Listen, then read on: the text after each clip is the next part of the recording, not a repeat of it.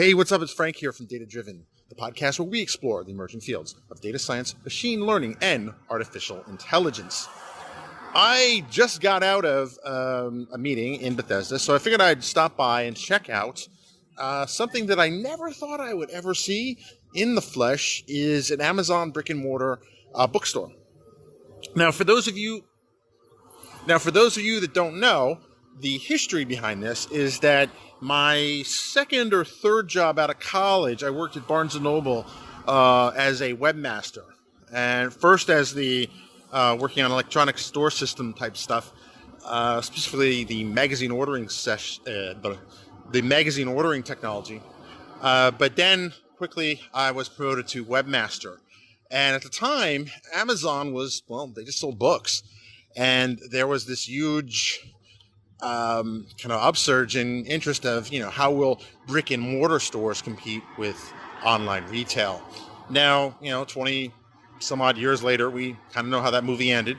But what's interesting is that Amazon recently has started to open up brick and mortar stores.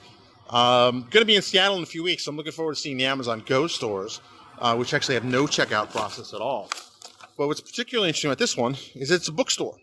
And I do love my bookstores. And I went in there and just started checking it out. What's particularly interesting is how the store is laid out. Now, it's smaller than your typical Barnes & Noble. In fact, it's actually down the road from where an old Barnes & Noble location used to be. Now, part of me wants to imagine that somewhere Jeff Bezos, when he's not getting his phone hacked, is, laughing about taking over a Barnes & Noble former location, but that's not the case. They did their research and they found this is probably a good place for it, as did Barnes & Noble. But what's interesting about the store is how it's laid out. It's a lot smaller than a typical store, and that tells me a couple things. One, it tells me that they are able to make money. They probably optimize the formula for making money on a particular footprint, but they also know from Prime membership who buys what. So in the store, there's sections, popular on Prime, most wished for on Amazon. I mean, that is the poster child for data-driven retail. Amazon has all this detail on consumers, all this information. They've crunched the numbers. So you go in there, it's fascinating, right? So not only is there, they sell books, obviously, but they have popular in Washington, D.C. It's probably even more micro-focused towards this particular part of the D.C. suburbs. And they know what's going to sell. Everything in there is, all the prices are pretty well discounted, particularly if you're a Prime member. So what struck me was you get basically Prime prices, but you get the instant gratification. See, I bought a couple of books, and you get the instant gratification of buying retail. Now, I think it's particularly interesting that they had other stuff there too. So they had books that they call them page turners, right? Books that people read on their Kindle in 3 days or less, right? They had an entire section of just those books. They had books that were popular in this region, books for kids that were popular in this region, right? So it was interesting how the store was laid out. Also, amongst the other stuff, I think I mentioned this, is that most wished for items on Amazon.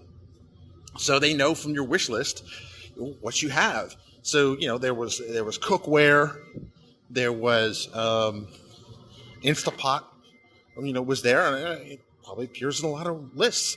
Not only that, they can probably narrow it down. Actually, not probably. They can definitely narrow it down to the zip code, right? Who's likely to shop here? Who's likely to shop here, and who's a Prime member? And if you're not a Prime member, you look at the prices, it's a hard thing to pass up. Also, what's interesting is when I went to check out, I am a Prime member. What's also interesting is when I checked out, I didn't have to take out my wallet, because once they scanned the barcode, they knew it was me, and they just had used the credit card that was on file. Brilliant, because I know it's a simple thing, but it was just a nice experience just going in and saying, hi, this is the books I want to buy. And that was it.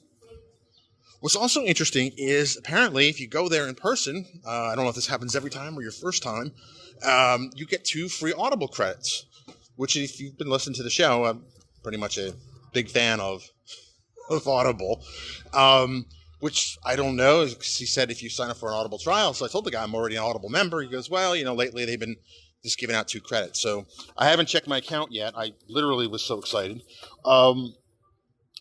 So, I mean, it's just fascinating how the store was laid out. And I'm sure that there's a lot of research and a lot of science and a lot of data that backs up the presence of every single book there. In fact, the price tags were even on the shelves were electronic. So they could probably change the prices just with the click of a mouse, which is just crazy when you think about it. Maybe they've even automated the process of the prices based on selling and based on demand and based on experimentation. I don't know.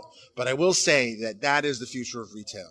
It's not that it's owned by Amazon, but they use the data that they have over time to customize the retail experience. Now, I know it wasn't customized specifically for me. It was specifically customized for the neighborhood that it's in, which is brilliant, actually.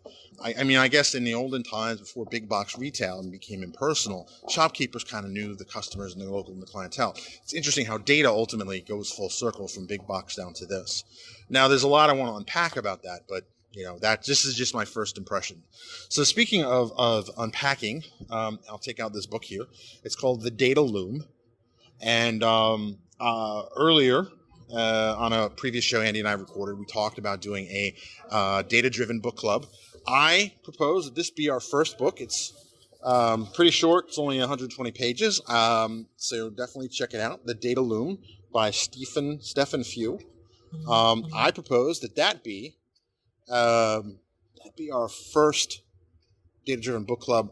Andy and I will maybe we'll use the Facebook group. Let me know in the comments, either on the video or the live stream, what you want to use it for, what you want to use for discussion and whatnot. Maybe we could do like a live meeting or something like that. We can discuss the book, Google Hangouts or something like that.